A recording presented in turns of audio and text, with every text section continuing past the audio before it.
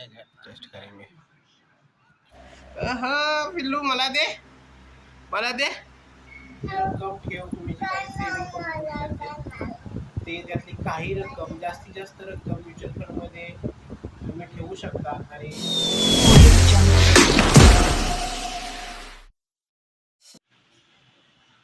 Hello नमस्कार मित्रांनो, स्वागत आहे तुमचं आजच्या आपल्या नवीन ब्लॉग मध्ये।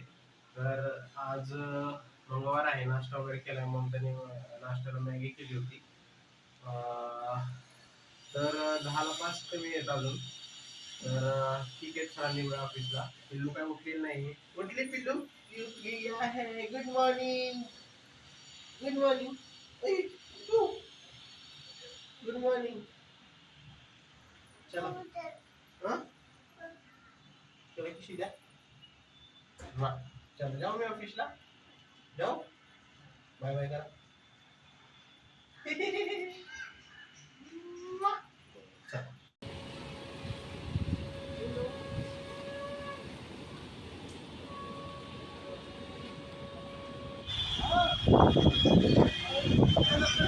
मित्रांनो, गरमी असल्यामुळे लोक बघा इथं असं वाटतं ते।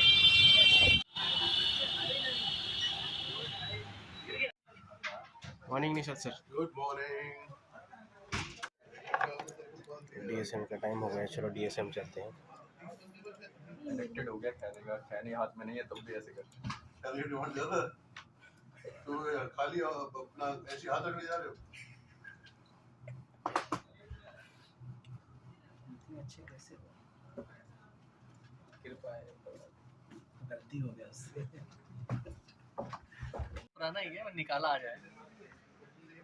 तो देखिए, आप पूर्व आज आए, कल घर से काम कर रहे थे क्योंकि उनका प्रोजेक्ट अलग है, तो घर से भी काम कर सकते, रिमोट में भी काम कर सकते।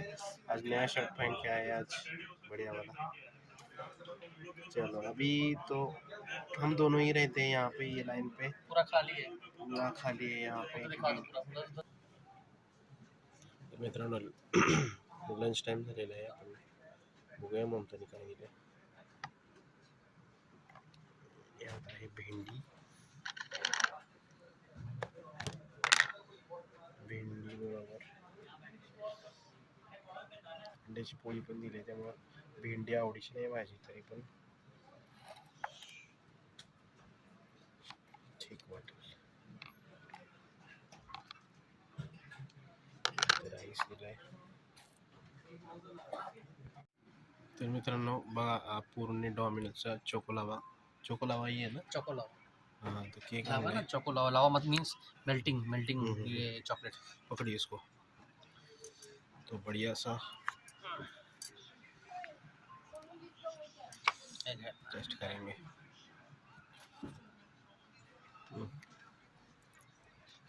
मस्त चोकोलावा केक डॉमिनोज।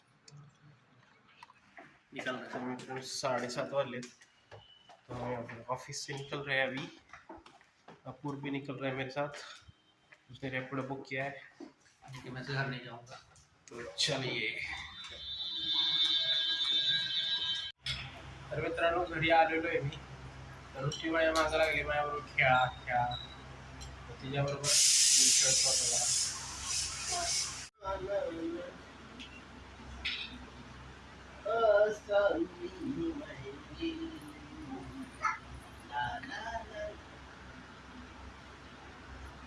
काय करू, काय करू, काय करू, काय करू, काय करू, खाऊ, खाल्ले,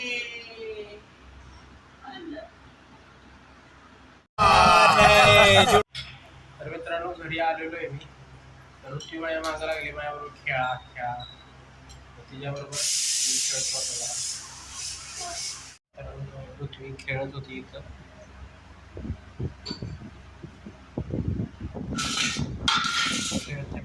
मोबाईलवर काहीतरी एडिटिंग करत होतो, माझ्याकडे बघत बसलो मोबाईलमध्ये, अशी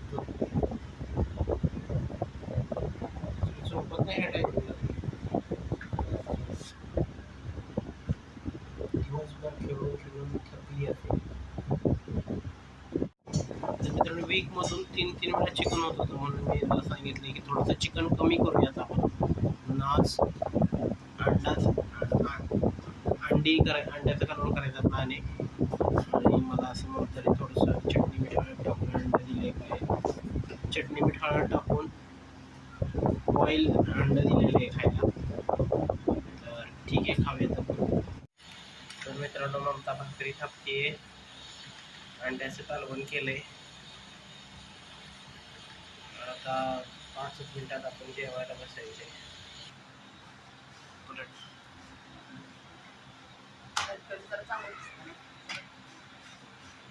तर मस्तपैकी अंडा करी आपली तयार आहे. अंडा मसाला आहे. अंडा मसाला आहे का?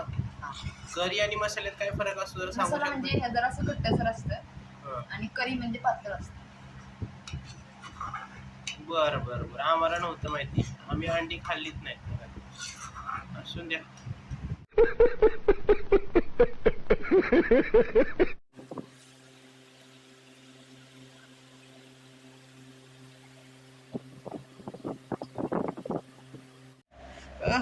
पिल्लू मला दे, मला दे. अरे वा, थँक्यू. अजून एक दे, अजून एक, अजून एक, अजून एक दे, अजून एक.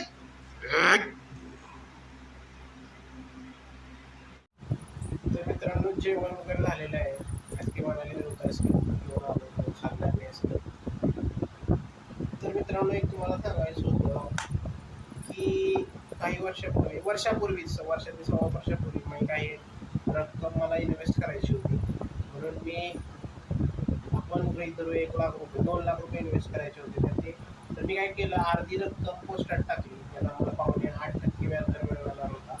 मग मी ते अर्धी रक्कम पोस्टात टाकली आणि अर्धी रक्कम म्युच्युअल फंडमध्ये इन्व्हेस्ट केली.